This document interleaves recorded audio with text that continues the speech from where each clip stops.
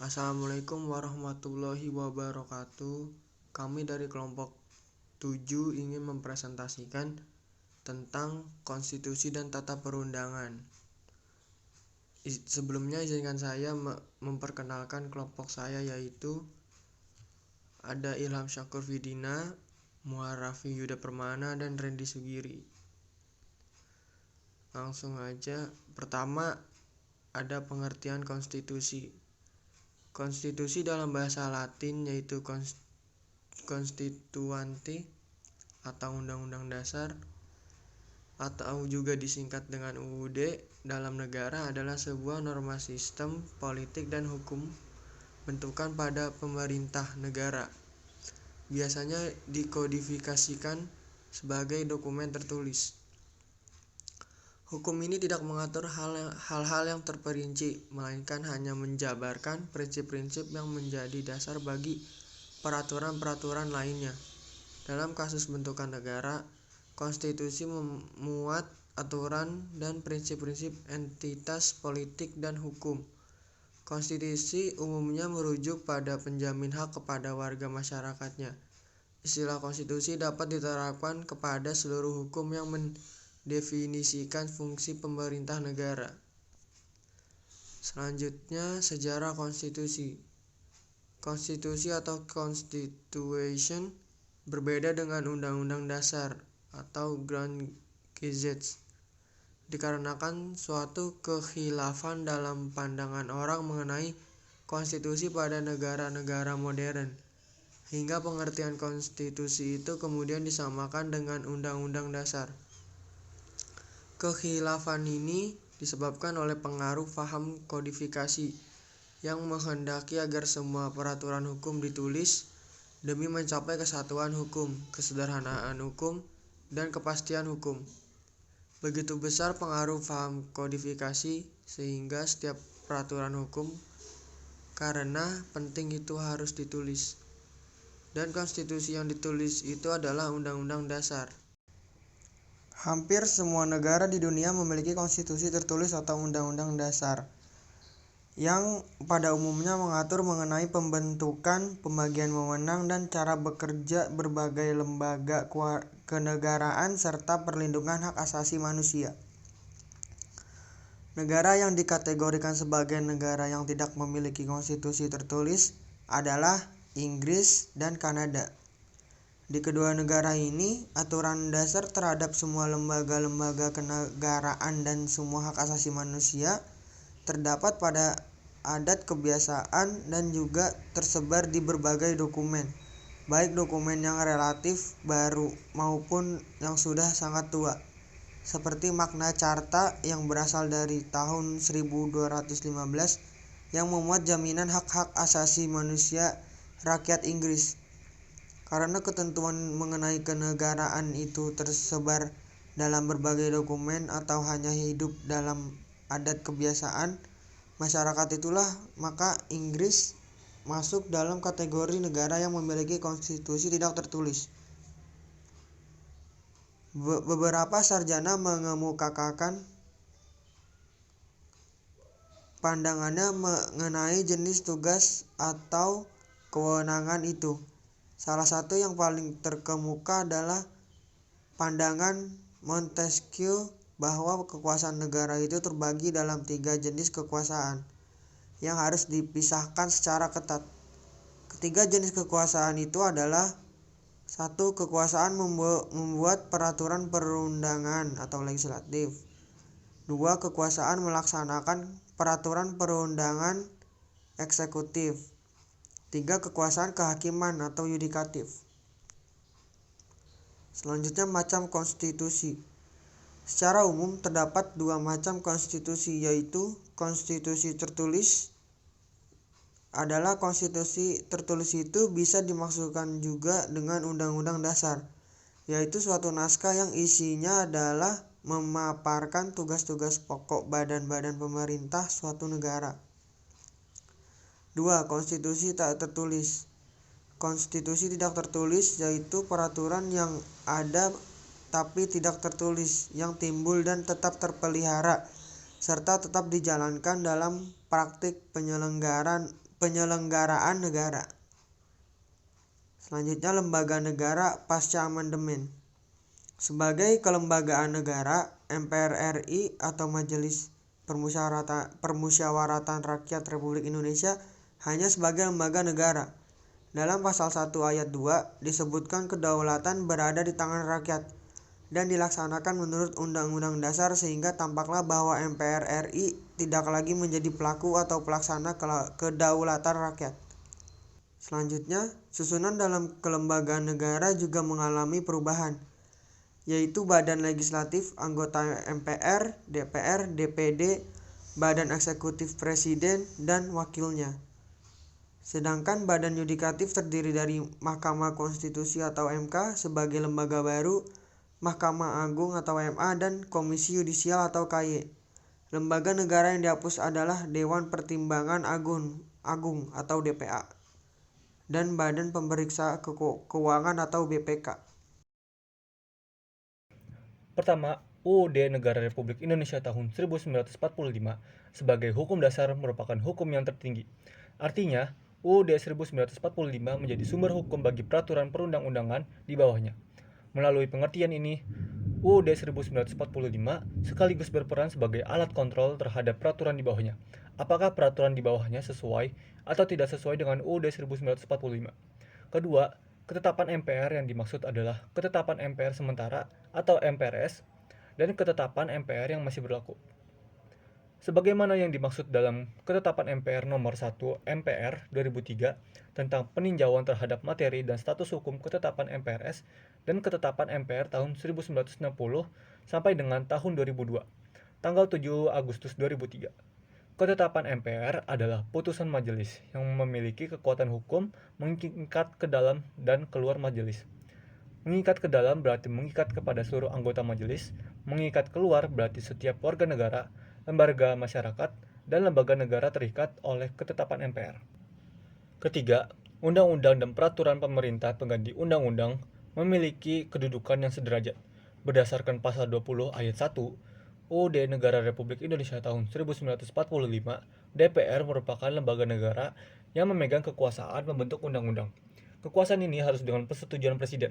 Keempat, PP adalah peraturan perundang-undangan yang ditetapkan oleh presiden untuk melaksanakan undang-undang sebagaimana mestinya. Kelima, peraturan presiden adalah peraturan perundang-undangan yang ditetapkan oleh presiden untuk menjalankan perintah dari peraturan perundang-undangan yang lebih tinggi. Keenam, peraturan daerah atau Perda provinsi adalah peraturan perundang-undangan yang dibentuk oleh DPRD provinsi dengan persetujuan bersama gubernur. Ketujuh, peraturan daerah atau Perda kabupaten atau kota adalah peraturan perundang-undangan yang dibentuk oleh DPRD kabupaten atau kota dengan persetujuan bersama bupati atau wali kota. Jenis peraturan lain tersebut adalah peraturan perundang-undangan yang ditetapkan oleh MPR, DPR, DPD, MA, MK, BPK, Komisi Yudisial, Bank Indonesia, Menteri, DPRD Provinsi, Gubernur, DPRD Kabupaten atau Kota, Bupati atau Wali Kota, Kepala Desa, atau yang setingkat. Pandangan lain mengenai jenis kekuasaan yang perlu dibagi atau dipisahkan di dalam konstitusi dikemukakan oleh Van Vollenhoven dalam buku karangannya Staatsrecht over Zee. Ia membagi kekuasaan menjadi 4 macam, yaitu pertama, pemerintahan atau bestur, kedua, perundang-undangan, ketiga, kepolisian, keempat, pengadilan. Konstitusi suatu negara pada hakikatnya merupakan hukum dasar tertinggi yang memuat hal-hal mengenai penyelenggara negara. Karenanya, suatu konstitusi harus memiliki sifat yang lebih stabil daripada produk hukum lainnya. Terlebih lagi jika jiwa dan semangat pelaksanaan penyelenggara negara juga diatur dalam konstitusi, sehingga perubahan suatu konstitusi dapat membawa perubahan yang besar terhadap sistem penyelenggara negara. Bisa jadi suatu negara yang demokratis berubah menjadi otoriter karena terjadi perubahan dalam konstitusinya. Dalam sejarah perkembangan ketatanegaraan Indonesia, ada 4 macam undang-undang yang pernah berlaku, yaitu pertama, periode 18 Agustus 1945 sampai 27 Desember 1949. Saat Republik Indonesia diproklamasikan pada tanggal 17 Agustus 1945, Republik yang baru ini belum mempunyai undang-undang dasar. Sehari kemudian, pada tanggal 18 Agustus 1945, rancangan undang-undang disahkan oleh PPKI sebagai Undang-Undang Dasar Republik Indonesia setelah mengalami beberapa proses. Kedua, periode 27 Desember 1949 sampai 17 Agustus 1950. Perjalanan negara baru Republik Indonesia ternyata tidak luput dari rongrongan pihak Belanda yang menginginkan untuk kembali berkuasa di Indonesia. Akibatnya, Belanda mencoba untuk mendirikan negara-negara seperti negara Sumatera Timur, negara Indonesia Timur, negara Jawa Timur, dan sebagainya. Sejalan dengan usaha Belanda tersebut, maka terjadilah agresi Belanda I pada tahun 1947 dan agresi II pada tahun 1948. Dan ini mengakibatkan diadakannya KMB yang melahirkan negara Republik Indonesia Serikat. Sehingga UUD yang seharusnya berlaku untuk seluruh negara Indonesia itu hanya berlaku untuk negara Republik Indonesia Serikat saja. 3. Periode 17 Agustus 1950 hingga 5 Juli 1959. Periode federal dari Undang-Undang Dasar Republik Indonesia Serikat 1949 merupakan perubahan sementara karena sesungguhnya bangsa Indonesia sejak 17 Agustus 1945 menghendaki sifat kesatuan. Maka negara Republik Indonesia Serikat tidak bertahan lama karena terjadinya penggabungan dengan Republik Indonesia. Hal ini mengakibatkan wibawa dari pemerintah Republik Indonesia Serikat menjadi berkurang. Akhirnya dicapailah kata-kata sepakat untuk mendirikan kembali Negara Kesatuan Republik Indonesia. 4. Periode 5 Juli 1959 hingga sekarang. Dengan dekret Presiden 5 Juli 1959 berlakulah kembali Undang-Undang Dasar 1945 dan perubahan Majelis Permusyawaratan Rakyat sementara Orde Lama pada masa 1959 hingga 1965 menjadi Majelis Permusyawaratan Rakyat sementara Orde Baru. Perubahan itu dilakukan karena Majelis Permusyawaratan Rakyat sementara Orde Lama dianggap kurang mencerminkan pelaksanaan Undang-Undang Dasar 1945 secara murni dan konsekuen. Tugas Lembaga Tinggi Negara sesudah amandemen keempat.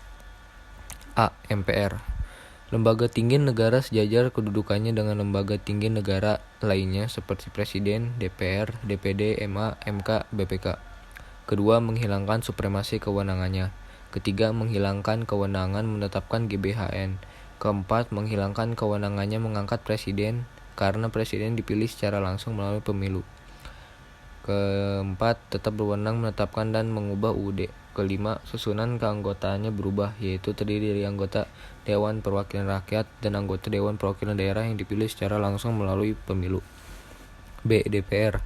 Posisi dan kewenangannya diperkuat. Kedua, mempunyai kekuasaan membentuk undang-undang. Sebelumnya ada di tangan presiden, sedangkan DPR hanya memberikan persetujuan saja sementara pemerintah berhak mengajukan RUU. Ketiga, proses dan mekanisme membentuk UU antara DPR dan pemerintah.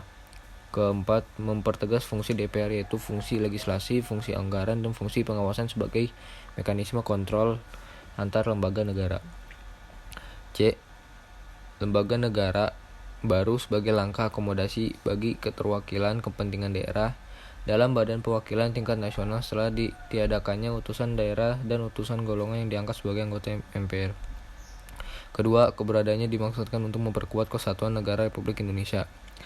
Ketiga, dipilih secara langsung oleh masyarakat di daerah melalui pemilu. Dan keempat mempunyai kewenangan mengajukan dan ikut membahas RUU yang berkaitan dengan otonomi daerah, hubungan pusat dan daerah, RUU lain yang berkait dengan kepentingan daerah. D. BPK. Pertama, anggota BPK dipilih DPR dengan memperhatikan pertimbangan DPD. Kedua, berwenang mengawasi dan memeriksa pengelolaan keuangan negara atau APBN dan daerah APBD, serta menyampaikan hasil dari pemeriksaan kepada DPR dan DPD dan ditindaklanjuti oleh aparat penegak hukum. Ketiga, berkedudukan di ibu kota negara dan memiliki perwakilan di setiap provinsi.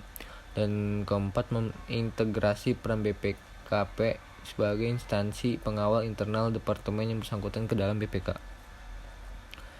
Presiden. Presiden pertama membatasi beberapa kekuasaan presiden dengan memperbaiki tata cara pemilihan dan pemberhentian presiden dalam masa jabatannya serta memperkuat sistem pemerintahan presidensial. Kedua, kekuasaan legislatif sepenuhnya diserahkan kepada DPR. Ketiga, membatasi masa jabatan presiden maksimum menjadi 2 periode saja. Keempat, kewenangan pengangkatan duta dan menerima duta harus mempertimbangkan DPR. Keempat, kewenangan pemberian gerasi, amnesti, dan abolisi harus memperhatikan pertimbangan DPR. Memperbaiki syarat dan mekanisme pengangkatan calon presiden dan wakil presiden menjadi dipilih secara langsung oleh rakyat melalui pemilu, juga mengenai pemberhentian jabatan presiden dalam masa jabatannya. F. Mahkamah Agung, lembaga negara yang melakukan kekuasaan kehakiman, yaitu kekuasaan yang menyelenggarakan peradilan untuk menegakkan hukum dan keadilan. Ada di pasal 24 ayat 1. Berwenang mengadili pada tingkat kasasi, menguji peraturan perundang-undangan di bawah undang-undang dan wewenang lain yang diberikan undang-undang. Di bawahnya terdapat badan peradilan dalam lingkungan peradilan umum, lingkungan peradilan agama, lingkungan peradilan militer, dan lingkungan peradilan tata usaha negara. Badan-badan lain yang fungsinya berkaitan dengan kekuasaan kehakiman diatur dalam undang-undang seperti kejaksaan, kepolisian, advokat atau pengacara lain-lainnya. G. Mahkamah Konstitusi. Keberadaannya dimaksudkan sebagai penjaga kemurnian konstitusi atau the guardian of the Constitution. Mempunyai kewenangan menguji UU terhadap UUD, memutus sengketa kewenangan antar lembaga negara, memutus pembubaran partai politik, memutus sengketa hasil pemilu, dan memberikan putusan atas pendapat DPR mengenai dugaan pelanggaran oleh presiden dan atau wakil presiden menurut UUD. Ketiga, Hakim Konstitusi terdiri dari 9 orang yang diajukan masing-masing oleh Mahkamah Agung, DPR, dan pemerintah dan ditetapkan oleh presiden sehingga mencerminkan perwakilan dari 3 cabang kekuasaan negara, yaitu yudikatif, legislatif, dan eksekutif. H. Komisi Yudisial. Pertama, melakukan pendaftaran calon hakim agung. Kedua, melakukan seleksi terhadap calon hakim agung. Ketiga, menetapkan calon hakim agung. Dan keempat, mengajukan calon hakim agung ke DPR. Sekian presentasi dari kami, kurang lebihnya mohon maaf. Wassalamualaikum warahmatullahi wabarakatuh.